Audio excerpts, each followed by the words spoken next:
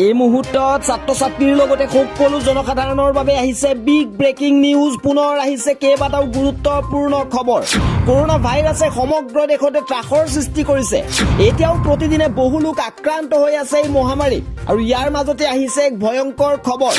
জিকা ভাইৰাছে ত্ৰাসৰ সৃষ্টি কৰিছে এইবাৰ কেইবাখনো ৰাজ্যত, আৰু ইখনৰ পাছত সিখন ৰাজ্যত জাৰি কৰা হৈছে হাই এলাৰ্ট। উল্লেখযোগ্য যে উত্তৰ প্ৰদেশত দ্ৰুত গতিত বিয়পিছে জিকা ভাইৰাছৰ সংক্ৰমণ। দিল্লীত কেজৰিৱাল চৰকাৰেও জাৰি কৰিছে হাই এলাৰ্ট। উল্লেখযোগ্য যে উত্তৰ প্ৰদেশত 79 জনৰ দেহত পোৱা গৈছে এই মাৰাত্মক ভাইৰাছ। ইপিনে কেৰালাত 90 জনৰ দেহত পোৱা গৈছে জিকা ভাইৰাছৰ সংক্ৰমণ। লগতে বিহাৰ চৰকাৰেও জাৰি কৰিছে হাই এলাৰ্ট। জিকা ভাইৰাছৰ সৈতে প্ৰতিখন হাস্পতাল সাজু কৰিবলৈ নিৰ্দেশনা দিছে যোগী চৰকাৰে, আৰু দিল্লীৰ উপ মুখ্যমন্ত্ৰী মনীষ চিচুডিয়াই প্ৰতিখন হাস্পতালত সাজু কৰাৰ বাবে নিৰ্দেশনা জাৰি কৰিছে।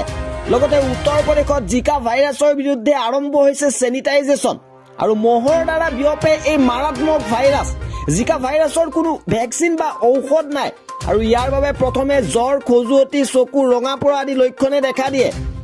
গাঁঠিৰ বিষ হ'ব পাৰে, লগতে মাংসপেশীৰ বিষ হ'ব পাৰে, আৰু এই মাৰাত্মক ভাইৰাছে গৰ্ভৱতী মহিলাৰ বাবে অধিক বিপদজনক বুলি আশংকা কৰা গৈছে। এইবাৰ জনাব বিচাৰিছো ছাত্ৰ ছাত্ৰীসকলৰ বাবে আহিছে এটা গুৰুত্বপূৰ্ণ খবৰ।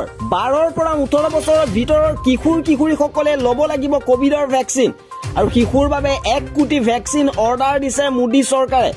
জাইডাছ কেডিলাৰ ভেকচিন প্ৰদান কৰা হ'ব শিশুসকলক, আৰু জাইকভ ডি নামৰ এই ভেকচিন অৰ্ডাৰ কৰিছে এতিয়া ভাৰত চৰকাৰে।